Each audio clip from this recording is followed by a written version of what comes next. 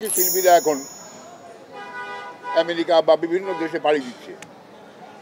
উত্তরটা এইটা যে একটি মানুষকে দেশে থাকতে হলে মিনিমাম কি লাগে, একটা জায়গায় কোনো একটা মানুষকে থাকতে হলে কি লাগে, একটি বাসস্থান লাগে, একটা খাওয়া লাগে, চলাফেরার জন্য বাস সাইকেল এটাই যথেষ্ট, কিছু লাগে না।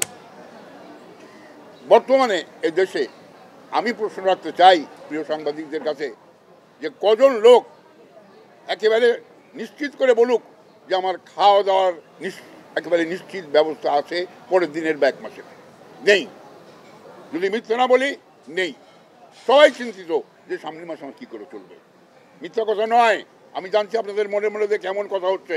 সবাই বলছে যে শহীদ ভাই ঠিক জায়গায় আঘাত করেছে।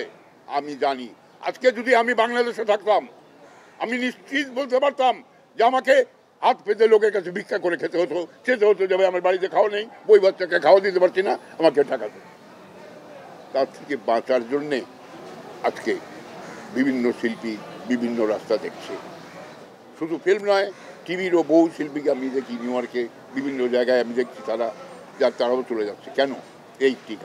একটি কারণ যে এখানে একেবারেই আনন্দ বিনোদন বা নিশ্চিন্তে থাকার ইভেন্ট সেটারই কোনো নিরাপত্তা নেই, কিছুই নেই। এটি আমার উত্তর। আমরা চাইবো যে দেশ ভালো করুক, মঙ্গল করুক। দেশের শিল্পীদের নিশ্চয়তা কিছু নেই, কোনো দিনই হয়নি। আমি আগামীতে যদি আসি আমি একটি নিশ্চিত ব্যবস্থা চাইবো সরকারের কাছে, যে এই শিল্পীদের নিশ্চিত ব্যবস্থা দিতে হবে, নিশ্চিত একটি গ্যারান্টি দিতে হবে যে শিল্পীরা যারা আনন্দ বিনোদন দিয়ে বিভিন্ন সময়ে লোকদেরকে আনন্দ বিনোদন দেয় তাদের জন্য একটি স্থায়ী ব্যবস্থা থাকতে হবে। সাংবাদিকরা যারা কাজ করে বিভিন্ন পর্যায়ে কাদা মাটিতে, রৌদ্রে, বৃষ্টিতে, সেই সমস্ত সাংবাদিককে তাদের একটি নিশ্চিত ব্যবস্থা দিতে হবে যে তারা যেন খাওয়া পড়ার চিন্তা করতে না হয়। এটি আমার কথা। সবাই ধন্যবাদ, ভালো থাকেন, সুন্দর থাকেন।